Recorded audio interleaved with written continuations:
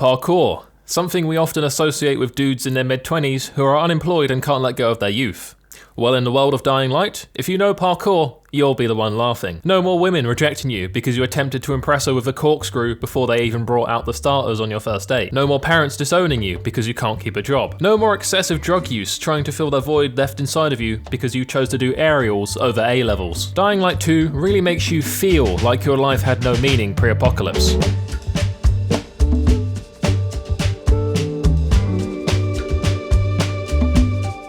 I just want to say the biggest of thank yous to Techland for providing me with early access to this game. I remember being so hyped when it got announced in 2018, and here we are 3.5 years later, and I'm covering it early. It's surreal. Thank you guys so much. Anyway, we're 15 years deep into a zombie apocalypse, and we're playing as Aiden, who, if you didn't guess by the intro, is really good at parkour, which is how he's made it this far without dying, I guess. Old matey Spike has also helped mentor Aiden with flawless life advice, like making sure to touch up bees' nests. Man's really out here like Winnie the Pooh, risking it all for a little bit of honey. Spike says he has something to show me, and we pull up to this fancy house. Hopefully there's a bed inside where we can cuddle and I can smooch that beautiful bald head. It takes me like 10 minutes to figure out how to actually get in the house because I thought you might have to climb on the roof, but no, it was just as simple as crawling under this open garage door. Inside I find some soap, so if Spike doesn't want to cuddle, maybe I can try and drop this in the shower to entice him. The people at this house actually hosted a huge party as the world come to an end, and they were playing massive tunes like Who Do You Voodoo, which is actually a Dead Island Easter egg. Who do you voodoo?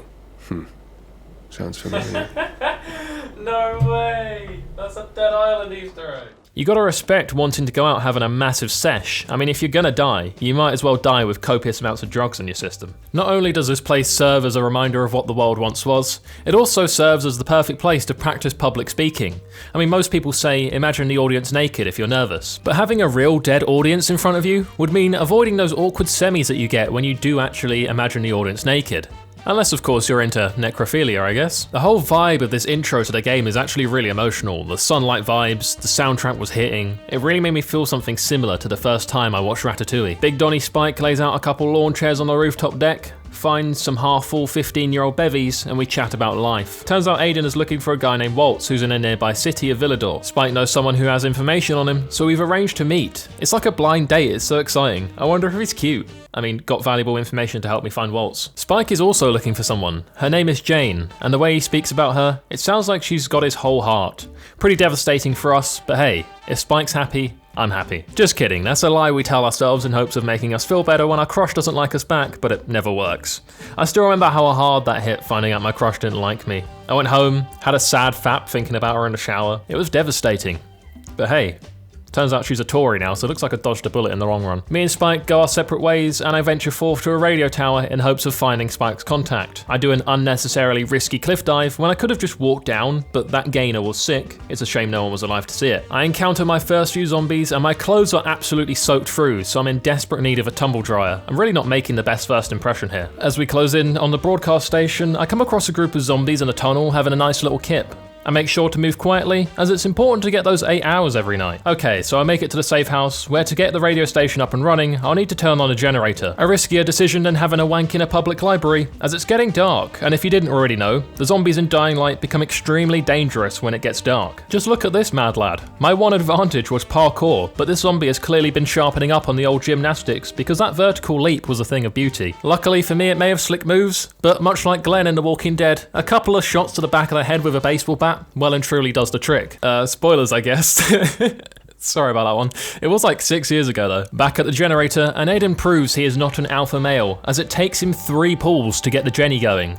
I used to work at a job where I dealt with a lot of power tools, so that would mean I'd have to use a generator pretty often, and I've never felt more like a man than the times where I'd pull the generator once and it would turn on. Turning on women? Nah. If you need someone to pull your generator, I'm your man. With the power on, the place really becomes a delight. There's music, lights, and it really brought some atmosphere to a place that was otherwise a dying light. Sorry about that one, I'll see myself out. So we get cozy and go for a kip, as it's not just zombies that need those 8 hours. We have sweet dreams about being a kid with a girl called Mia and a couple of dudes injecting me with unknown substances. In the morning, we roll out of bed and I go straight to my setup.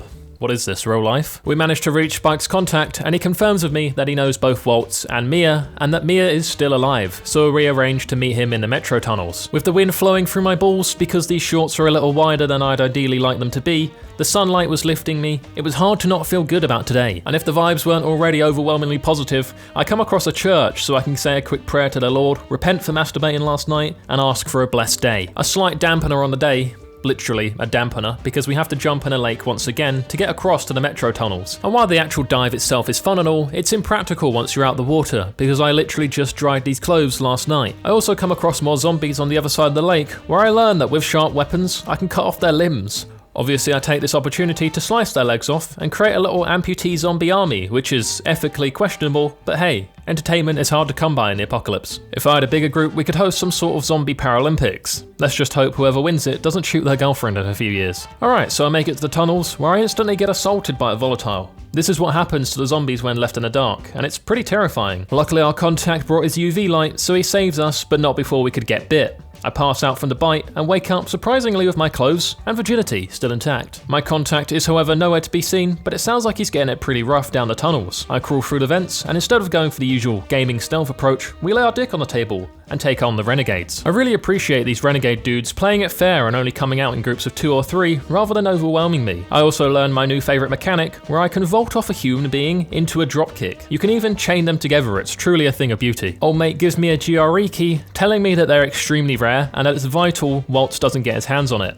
Speaking of Big Donny Waltz, he's actually here, so we make an escape through the vents where the contact sacrifices himself so I can slip away. Instead of slipping away though, I watch Waltz stab him in the stomach, ultimately making his sacrifice worthless, as the time I should have spent getting distance, I spent watching him die. A more questionable decision than this time I was in history class and we were studying World War II. I noticed the teacher had a semi, so I asked him what it was about World War II that turns him on so much. Safe to say I got detention, but what made it even more worrying was I then got a text from him later that day that said it wasn't World War II that gave me the semi, it was you. I'm not gonna lie, it's a nice confidence booster and all, knowing someone wants to groom you, but it's not some words that you want to hear from your middle-aged history teacher. I eventually make it out of the tunnels and appear right into a community of people who welcome me with open arms.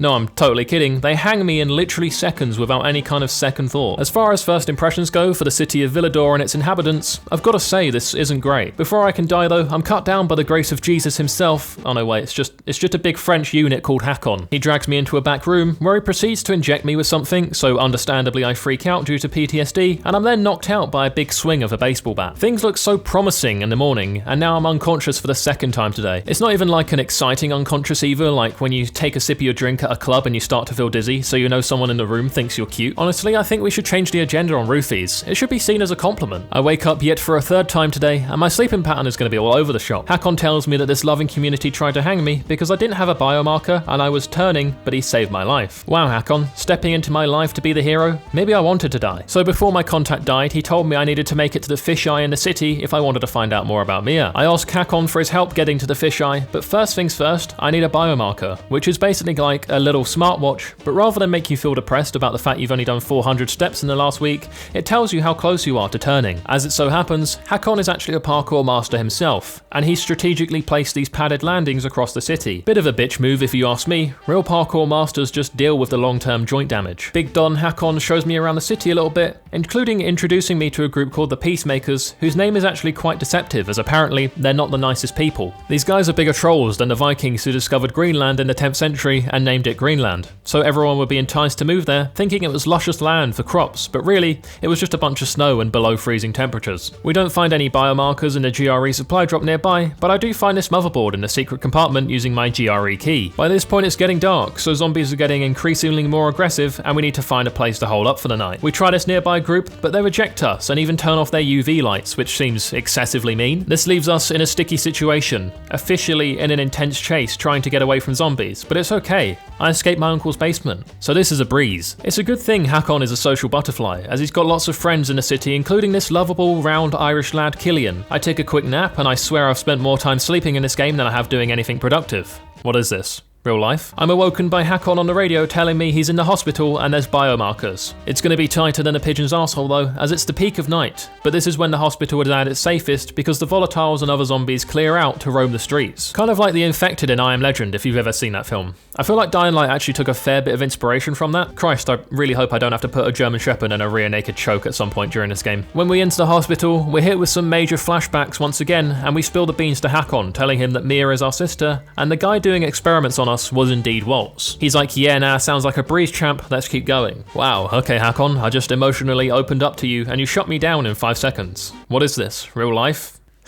Get it? That was a callback to an earlier joke that was also relatable. God, my comedy is so intellectual. Deeper into the hospital grounds, I come across these sleepers like the ones I saw earlier in the tunnel. I once again respect that sleep is a healthy part of a balanced lifestyle, so I quietly sneak past.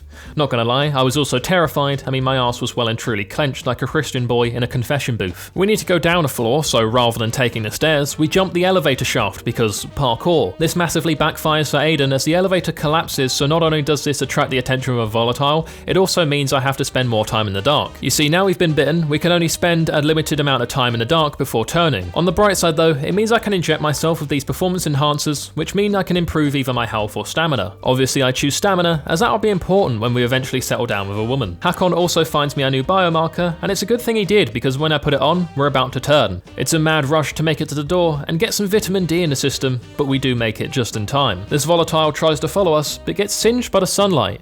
Wow, what is this? Real life? Me and Hakon decide to make a deal that I'll help him escape the city and live by the ocean, learn to surf. If he helps, get me to the fisheye and find Mia. We're like real bros now, it's truly a wholesome moment. So now I have access to the entire open world and all the city where I can do various activities like saving people from bandits, then killing them myself, watching this dude cook on a rooftop because Gordon Ramsay is probably dead, randomly disturbing the peace between innocent survivors by booting one of them in the collarbone and then watching them stumble 4 stories down, ultimately resulting in their deaths. And listening to this guy speak passionately about his fish, then finding out that someone broke into his apartment and ate them. Who did you lose? My fish, my precious fish.